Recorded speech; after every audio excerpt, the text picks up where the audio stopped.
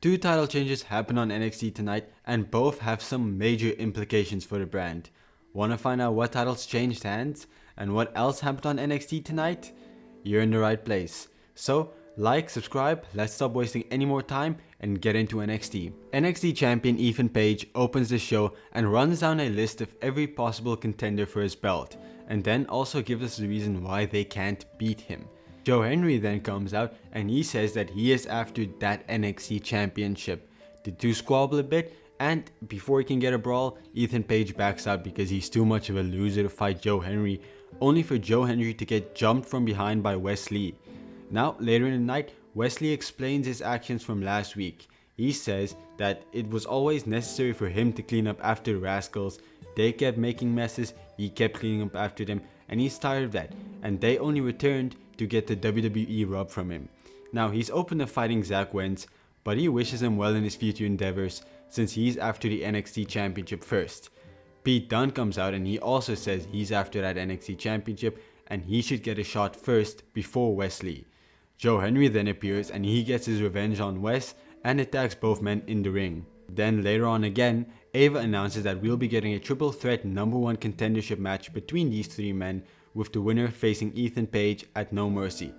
So what I think will happen is that Trick Williams will cost Pete Dunne the match, while the Rascals will cost Wes Lee the match. And then in NXT, Wes Lee will probably cost Zach Wentz that X Division championship, so it all equals each other out, and Joe Hendry will win and face Ethan Page for the NXT championship. Just my prediction, but honestly, I think that could be a really exciting match. On some Ava announcements, she also announced an eliminator match of wrestlers that haven't faced Roxanne Perez yet, with the winner facing her for the championship.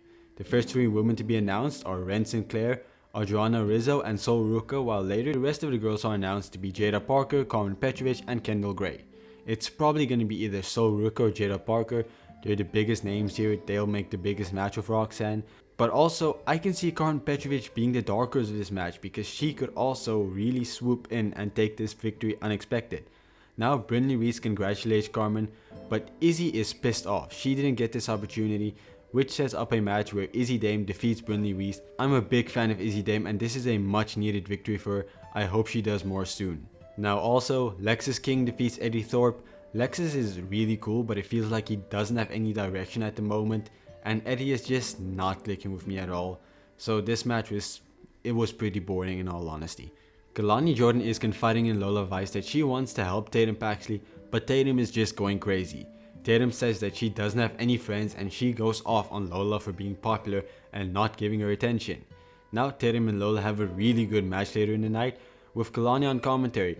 Wendy Chu attacks Kalani, which takes away the focus of Tatum, and it allows Lola to get the victory. Wendy Chu holds up that title and it's pretty obvious she's going to be the next challenger now. I don't see her winning, but still it can be an intriguing match. But let's get into the first title change of the night, Charlie Dempsey winning back the NXT Heritage Cup. He struggled at first, losing the first fall, but he started getting back into it after some motivation from Ren Sinclair. She initially wanted him to win the right way, but when the ref wasn't looking, she pulled Tony D'Angelo's legs and helped Charlie Dempsey win back the cup. And if you know anything about me, I've loved this storyline so far. I'm really glad Charlie Dempsey finally has his cup back. It's been forever and he's going to make it feel really special again. And honestly, my true prediction for him, he's going to be a main eventer here on NXT sooner rather than later.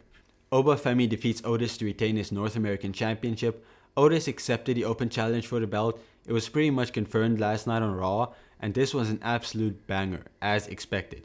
Oba was never going to lose, we all knew that, but this was a fun match nonetheless. But seriously, Oba Femi is an absolute beast. His strength is legitimately insane. He managed to pick up Otis, hold him up in the air, and then powerbomb him. Like, this guy is legitimately the future of the WWE. Before the main event, Chase U finally accepts Ridge Holland and they hype him up and Andre Chase for their tag team match up next. And Ridge Holland makes good on his promise by bringing home the tag team championship gold to Chase U. Now, I expect Axiom and Nathan Frazier to get called up soon, but let's give Chase U their credit. This felt like an incredible main event. This must feel like such a special moment for Ridge Holland. It took him so long to finally get over with a crowd in the WWE, and now he's finally here and it's very well deserved.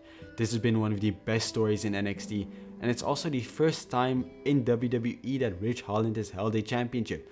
So overall, this is just an incredibly special moment for him. You can even see him crying, and I feel really good for him.